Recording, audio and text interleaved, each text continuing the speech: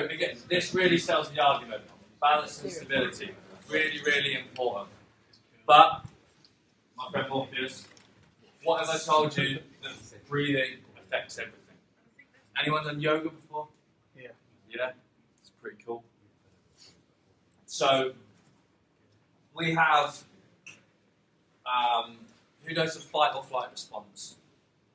Yeah? Parasympathetic versus sympathetic, and we have associated things that go on through certain instances which cause the reaction. So, breathing is massively important because it's all internal. And with those responses, we need to create shifting from sympathetic to parasympathetic to keep relaxed.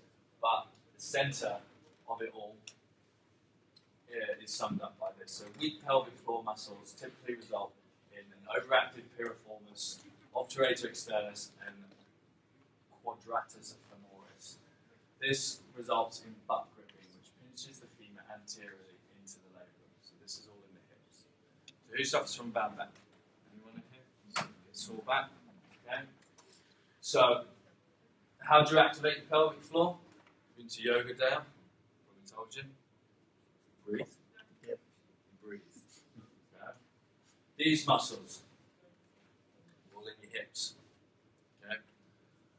Very, very important. This sums up joint centration again. So if we come away from the optimum, we create a protective mechanism which actually causes pain. We need to undo this. So, the hips are the core. Okay? Forget this, it's this. Because this pulls everything together. Okay? It's not how many sit-ups you can do. It's not, standing, doing this sort of stuff. It's functional movement. And breathing starts this whole process off. So the pelvic floor is the control center of the movement. So it sits, you've got the pelvis, sits like a bowl, basically inside it. And then what it does is it accommodates diaphragmatic breathing. So probably 95% of you in here will be chest breathers, okay? Which means that every time you breathe, you can only expand through your chest. For optimum contractions and performance function, we need to be able to create as much expansion through the rib cage and the abdomen, anteriorly, posteriorly, medially, laterally. And we can do that by starting diaphragmatic breathing. But why do you think diaphragmatic breathing doesn't occur? That's what we all do for a living. You sit down, you go to sleep. It doesn't have to serve a function when you sit down, because that network of support is taken away from you. So, as a practitioner, we need to re-engage it. We need to get it working. So, what I want everyone to do is just try this for me. Everyone sit up nice and straight, like I told you to. I want you to put one hand on your belly. Okay? I want you to take a deep breath in and see if you can pop your belly out. Everyone getting it? Happening? Nice. Who's finding it difficult?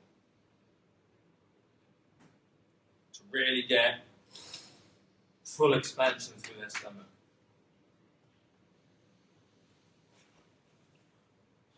So one thing, you can relax that. The one thing that everyone really forgets about through trying to train and trying to produce movement is how it all fits together, and it comes through this. The control center of movement, I firmly believe, is through the pelvic floor, being able to create pelvic hip stiffness. Because if we've got it in that bowl, everyone throws a bowl of soup before. We need that frozen bowl of soup with our hip. It all needs to move together, as opposed to a hot bowl of soup where it all just, you throw it around, it goes everywhere. that's essentially what happens in your hips through that movement. Changes joint centration, causes a lot of problems. So, low threshold control trumps the six-pack any day. Okay? Control is the essence of movement. High performing movement is the essence of performance. Okay? Again, bottom of the base, driving upstream of that pyramid. People should do more Pilates, but then I personally think some Pilates instructors are absolutely crazy. I'm not going to lie. Some of the stuff that I've read and seen is off the wall. And you can quote me on that. I read an article this morning that someone suggested having our pelvic floor released. So one way to do that. It's usually where things come out of. So, but we now know why that is wrong. Because it's not the fact that these things are locking down, causing our back pain. Our pelvic floor is overactive.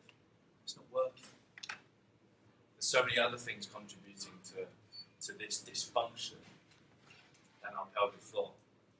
People go into the fishbowl to find the problem. You need to be out of it, looking back into it to find the problems at all times. As soon as you get bogged down into a knee issue, you forget the ankle, you forget the hip. You know, there's all those stories of people take a tooth out and the back pain goes away. All those sorts of things. Everything's connected. It's always big picture, big picture. So, motor control. So we're trying to create this optimal. Okay? We need to teach movement. Movement is a skill that must be practiced regularly. Needs no introduction. Lucky to spend the last 6 months with him in the season, rehabbing him this year. And we did lots of this every day. Every day. Motor control. Learning to associate the external with the internal and piece it together. Every day. Well, there's people in here that have had children. I was hoping Dee was going to be here because she's got a new baby. The best thing is to watch. Craig, there we go. Yeah, yeah, we got a baby. But you watch this motor learning happen all the time when they're discovering new things and working out how to do things. My girlfriend's mother's a childminder, and one of the babies that she looks after needs glasses.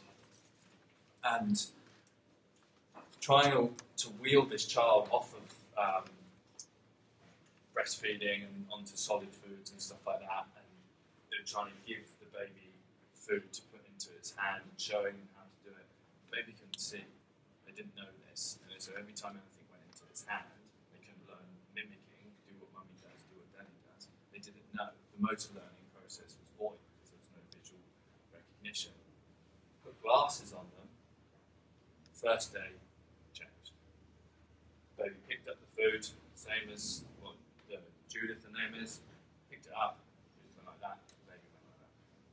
Motor learning. It's that simple. That's how we associate. We build that up and broaden it out to passing a rugby ball, to sidestepping a person, to being an elite level athlete. Highly practiced motor learning. Solocitane back about 109 kilos, 6'3", changing direction that quickly. It's very, very advanced motor learning. So, 5-minute overhead squat break. So if you want